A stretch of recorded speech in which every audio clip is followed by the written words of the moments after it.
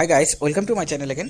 তো দেখো, চলে এসে নতুন একটা ইনফরমেশন নিয়ে। তো আজকের এই ভিডিওটাতে আমরা মূলত যে বিষয়টা আলোচনা করব সেটা হচ্ছে অঙ্গনওয়াড়ি কর্মী এবং অঙ্গনওয়াড়ি সহায়িকা এবং এছাড়াও যে আশা কর্মীরা রয়েছেন সকলেরই কাজের অভিজ্ঞতা অনুযায়ী নতুন বেতনক্রম চালু করতে পারে। এটা নিয়ে কিন্তু একটা বড়সড় একটা তোমাদের যে ইনফরমেশন সেটা উঠে আসছে অ্যাকচুয়ালিতে এই বিষয়টা কি এবং এটা ইমপ্লিমেন্ট হবে কিভাবে করে। কারণ দেখো, এটা অ্যাকচুয়ালিতে উঠে আসার এই মানে ইনফরমেশনটা উঠে আসার মেন রিজনটা হচ্ছে যে কেন্দ্রীয় সরকার অলরেডি চাপে রয়েছে। কারণ যেহেতু তারা যে গভর্নমেন্ট যে তারা বাজেট পেশ করেছিল, সেই বাজেট পেশ করার পর তারা রীতিমতো কিন্তু এখানে পার্লামেন্টে যে অন্যান্য সাংসদরা রয়েছেন তারা কিন্তু এই নিয়ে বারবার করে কথা উঠিয়েছেন এবং রীতিমতো আমরা দেখতে পারছি যে লাস্ট 3-4 বছর ধরে কিন্তু বিভিন্ন রকমের অঙ্গনওয়াড়ি কর্মী এবং আশাকর্মীরা তারা কিন্তু নিজস্ব রাজ্যতে আন্দোলন করেছেন। ইভেন তারা দিল্লিতেও কিন্তু এটা নিয়ে তারা আন্দোলন করেছেন যে তাদের অনারিয়ামটাকে বৃদ্ধি করাতে হবে এবং পার্মানেন্ট করাতে হবে। সবচেয়ে গুরুত্বপূর্ণ যেটা যে স্থায়ীকরণ দিতে হবে, ঠিক আছে।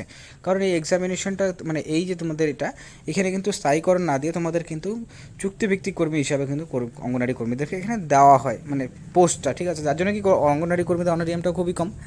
তো এই ক্ষেত্রে যে কাজের অভিজ্ঞতা অনুযায়ী নতুন বেতনক্রম, এটা কেন্দ্র সরকারের নতুন স্কিম যেটা থ্রুতে অঙ্গনওয়াড়ি কর্মীরাও ইনক্লুড হতে চলেছে। সেটা কি, সেটা আলোচনা করব। আর এছাড়াও তোমাদের ইনসেন্টিভ নিয়ে একটা নতুন আপডেট উঠে আসছে যে ইনসেন্টিভ কবে পেতে পারো। তো ডিটেলসটি দেখার জন্য অবশ্যই ভিডিও শেষ পর্যন্ত দেখবে। আর যদি তোমাদের ভিডিওটা ভালো লাগে লাইক করবে, চ্যানেল নতুন থাকলে চ্যানেলটিকে সাবস্ক্রাইব করে রাখবে। এবং তো চলো সময় না করে মেন বিষয়টা ভিডিওতে আলোচনা করা যাক। তো দেখো, সো প্রথমত বলে দিচ্ছি যে এখানে কাজের অভিজ্ঞতা বলতে কী বোঝানো হচ্ছে। কাজের অভিজ্ঞতা বলতে যে সমস্ত কর্মী যারা রয়েছে, মনে করো 10 বছরও রয়েছে, তারা হচ্ছে কাজ করছেন, বা 5 বছর প্লাস যারা কাজ করছেন, ঠিক আছে। কারণ এগুলো রিক্রুটমেন্ট হতে হতে মনে করো 5 বছর 10 বছর পরে পরে রিক্রুটমেন্টগুলো হচ্ছে। আর এখানে সবচেয়ে গুরুত্বপূর্ণ যেটা যে 50% প্রমোশন এর যে ক্যান্ডিডেটগুলোর কথা বলা হয়েছিল, সেটা কিন্তু অনেকটা জায়গায় অনেক রাজ্যতে মানা হয় না। এটা একটা কোশ্চেন অবশ্যই রয়েছে। তো সেই ক্ষেত্রে তোমাদের কাজের অভিজ্ঞতা এখানে কিন্তু 10 বছর প্লাস, মানে 10 বছর যারা কাজের অভিজ্ঞতা রয়েছে যে সমস্ত কর্মীদের, তাদেরই কিন্তু এই বেনিফিটগুলো তারা পেয়ে যেতে চলেছেন। কিন্তু তার মানে এটা নয় যে বাকি যে কর্মীরা রয়েছেন তারা এই বেনিফিটটা পাবেন না, ঠিক আছে। কারণ এখানে বেসিস করে যে বিষয়টা, এখানে বেতনক্রমটা আলাদা, মানে বেসিক্যালি কি এখানে প্রমোশনের কথাটা আসছে কীভাবে করে। কারণ অন্যান্য যে ডিপার্টমেন্টগুলো রয়েছে আমরা জানি যে কোনো স্টাফ, মনে করো গ্রুপ ডি হোক বা গ্রুপ সি হোক, তারা 3 বছর জব করার পর তারা কিন্তু একটা প্রমোশনাল বা ডিপার্টমেন্টাল এক্সামিনেশন দিতে পারে, ঠিক আছে।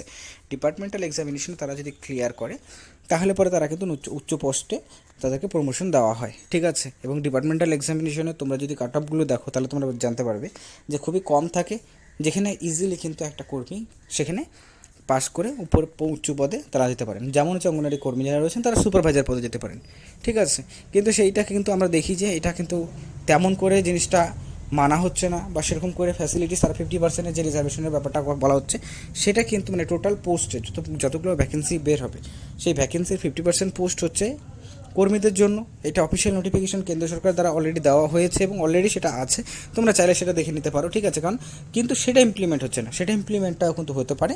এবং এই ক্ষেত্রে কর্মীদের এক লাফে বেতনক্রমে পরিবর্তন আসতে চলেছে। এবং এই ক্ষেত্রে তারা 17 থেকে 18 হাজার টাকা যে বেসিক পে রয়েছে, সেই টাকাটা তারা কিন্তু পেয়ে যাওয়ার সম্ভাবনাটা প্রবল রয়েছে। এখন এটা কবে থেকে লাগু হতে পারে? 2024-এ কিন্তু এটা লাগু হওয়ার যে প্রবণতা রয়েছে সেটা কিন্তু বেশি, ঠিক আছে। কারণ এই 2024-এ কিন্তু অনেকগুলো চেঞ্জেস আসতে চলেছে। গভর্নমেন্ট মানে যে গভর্নমেন্ট সরকার, মানে যে সরকারি